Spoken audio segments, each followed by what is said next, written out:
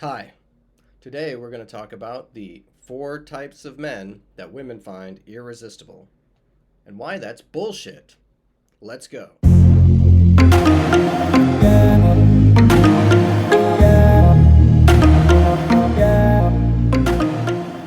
According to a study that came out in 2010, there are four types of men that women find attractive.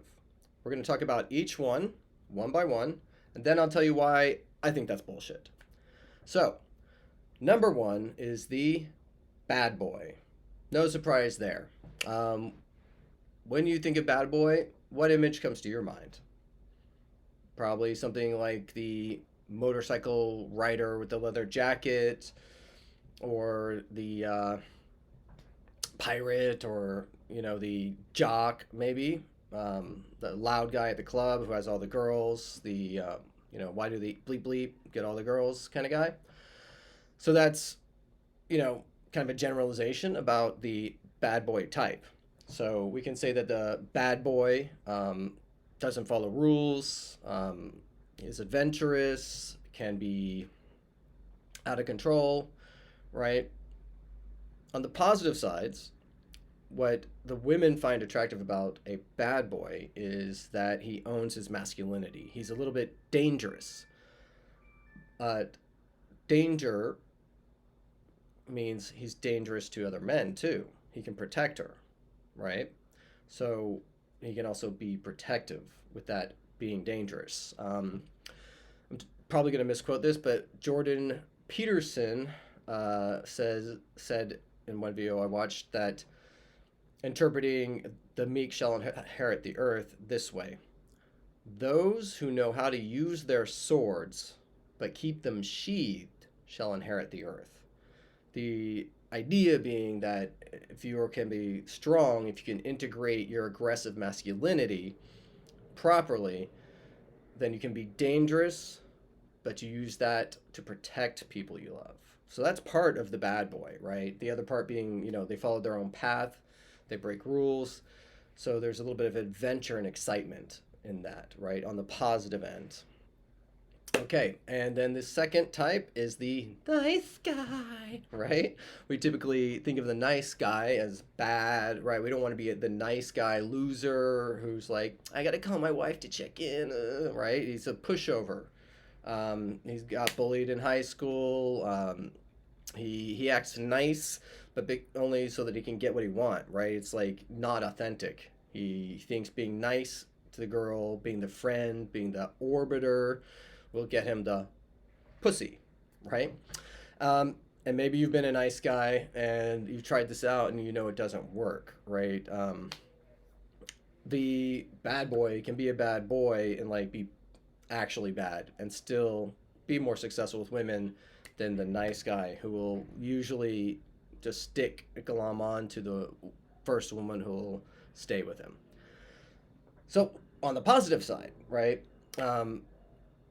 It's the good guy, right? The positive side of the nice guy is the good guy who's like authentically caring, right? The good guy comes from the place of my cup overfloweth, right? And we'll get this into this other part a little bit later, but like I'm on my path, and because I have my vision and I built my things, I can give from there. And it's compassionate, caring, like men are. Men seek to protect. We seek to help the people we love and care about in our lives. So, No More Mr. Nice Guy talks about by Dr. Glover. Highly recommended. I'll make a video about that later. But No More Mr. Nice Guy talks about this nice guy type a lot. And part of the negative aspect of the nice guy is the idea of covert contracts, and that, it's really inauthentic because he's using I'm nice as a way to get what he wants, but he's not speaking his truth. He's not asking for what he wants. So we want to be on the positive side.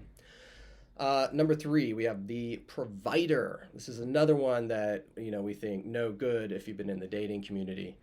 So, right, well, when we think of the provider, we think of like the cuck, right, who, the woman marries the provider just so she can like have a safe, nice life, but she'll have an affair with the bad boy. That's the common stereotype that I've heard many times, right? Uh, what is it? Beta cucks, alpha fucks. I think that's what I heard. Beta cucks, alpha fucks. Okay, that's not true. We're gonna throw that one out the window. Uh, so, that's kind of like the negative aspect of the provider, and it kind of like goes along with the nice guy, right? Like, oh, I'm just gonna work and I'm gonna provide, and the woman's gonna love me because I'm like giving her a house and a car, and like she's safely provided for. And another aspect of that is wealthy people who use cash to attract women, fancy cars, fancy houses and hotels, right? And then they are always complaining about gold diggers. Whose fault is that, right? If you use money to attract, you're going to attract people who are interested in money. So that's on the negative end. On the positive side, when we think about a provider, there are other things than material wealth. What do men provide for women? We provide a sense of safety. We provide our own abilities and skills, which can be very different from women, right? Like being able to fix things, being able to lift things, being able to understand certain mechanical things better. And we also provide like an appreciation for the feminine energy, right? There's the polarity of the masculine and the feminine, and they're not the same, and they complement each other, and women need that complement, right? So we can provide that appreciation of the feminine, and we can support the women in our life in like so many ways, in terms of like their own sense of well-being, being the rock in their life when their emotions are turbulent. That's something David Data talks about in The Way of the Superior Man. So we can think of the provider in a strictly material sense, and like using that to attract women, and you attract exactly the kind of women who are interested in that. And we can look at it in a less material sense in terms of like what we offer as men that's special and unique to us as men.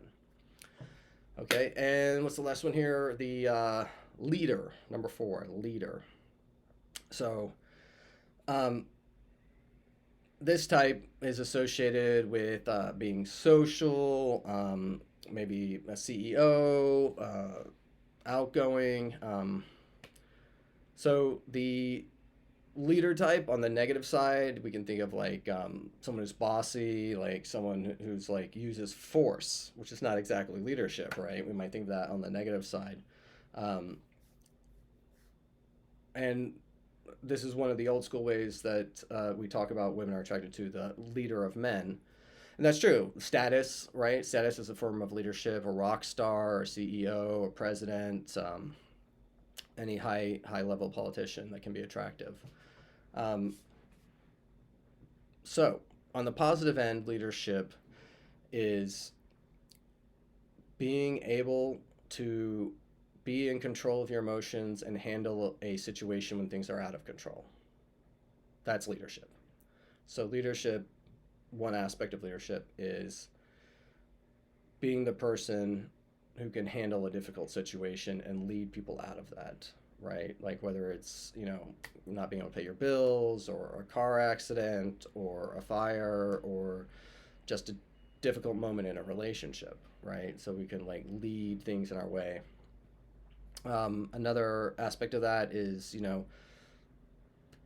forming groups around your interests, so that you're not necessarily like leading it like I'm the boss, but you're leading it like you're creating that group of people that you're going to be doing things that you like anyways.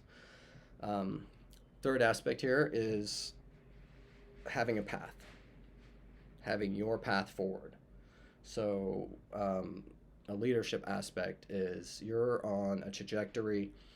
You're not following somebody else's trajectory, like your parents' idea of what you should do, your girlfriend's idea of what you should do, your confused idea of what you should do from some imaginary point, but you're deeply in touch with who you are. You have a decision, you're sticking to it. And, once you get to a point, you're allowed to veer, but that's your choice, right? And you invite people into your path. And the people that like the path you're on stick around. And the people that don't, you're lucky to have them go. Another aspect of being the leader is setting boundaries, right? Setting boundaries is such an important part of any quality relationship. Leadership, you're on your path. You're open to new opportunities, but you know what you like, you know what you want, you know what you'll accept. And a boundary is what you cannot accept. And I invite you not to accept behavior that's not acceptable. You can be, I like you, I still like you. That's why I really can't accept this behavior, because I want to spend time with you, right? So leadership is also setting boundaries in all kinds of ways, with family, with women, with other men, right? We're going to set our boundaries. Okay. So why do I think that's all bullshit? Well, I think women are attracted to a man who has all of these qualities. You want to be a man who embodies all four of these qualities. It's not an either or situation. And this means that you can appear in the world authentically as the person that is needed in the moment, right? So you want to have that masculine strength of the bad boy. You want to have that sexual power of the bad boy. You want to have that adventurism of the bad boy, but you have to temper it with a nice guy, right? Because you don't abuse your woman, you don't put your woman down, you don't neg your woman. You support them. You want them to be happy. You want to take them on that adventure with you. You want to take them on that sexual adventure with you in a safe way, where they feel safe and supported in that, right? And then support, right? The provider. We want to be with women who are awesome, and whatever dreams they have, we want to support them in those dreams. If they need something that we can provide, we want to help them. And women love to also take care of men, right? This is a mutual kind of thing. And with leadership, that's a really important part of being a man. And that doesn't mean like you're always the person calling the shots. It just means that you have a path, you're on it, you bring people into it. It means that in a difficult situation, you're the rock, you're the one who's stable, you're thinking straight, you're able to take people out of that difficult situation, right? You're able to handle difficult things. And it means, when you're sitting at home bored and, she's like, oh, I don't know what I want to do. You're like, okay, I can make a plan. You can make a plan and you can execute that plan. You can bring people into fun, right? So we could call this the integrated man, So that's why I think there aren't 4 types of men that women like. I think there's one type, right? It's the fully integrated man. And then you have to decide for yourself, what kind of woman do I want to be with? And of course, I have a perfect partner statement exercise that can help you do that, and some other exercises on my website, zendatingcoach.com. So some of you out there may be saying, but that's not me. I'm a nice guy. I can't be a bad boy. Or might be saying, I'm a bad boy. Fuck that nice guy shit. So who are you? Who are you really? Do you really know all of yourself? I invite you to shed roles. You're not your life story. Every man has all of these aspects within them. We discover these aspects by shedding the roles that we play, not by adding roles on, which is something the old pickup community would do, right? We learned the routine, robot. We're not going to do that. We're going to shed roles. We're going to meditate and go inside and find those aspects of ourselves, find those emotions, let them out, let go of our limiting beliefs. So, do you really know who you are? Would you like to discover all that you can be? That's what Zen Dating Coach is about. That's what Zen Dating Coach is about. Authenticity. Authenticity part of authenticity is shedding the role playing, getting deep into your authentic self, who you really are under your life story, under the role playing. And being honest. Authenticity leads to intimacy. Without authenticity, you cannot have intimacy. This is why a lot of nice guy relationships fall apart, because they're very much playing that role of the nice guy. According to the book, No More Mr. Nice Guy by Dr. Glover. Once again, highly recommended. So, I recommend meditation, however long you can do it for. Close your eyes, focus inside on your emotional feelings, search for that bad boy sexual energy, that anger that you don't let out, right? That male aggressiveness, we have to learn to handle this in a healthy way, integrate it into our lives in a way that we can use positively, right? Find that love, empathy, sympathy, that wish and desire to be kind and generous. Find that provider, father figure, right? Like the person who's there to help and support and bring the woman to fulfillment in her life. Find that leadership, right? And to be all of these three, you have to be that leader too, right? You have to bring it all together to an integrated man state. So feel those out in your life. And those are my musings for today. Love you guys, and I'll see you in the next video. Thank you.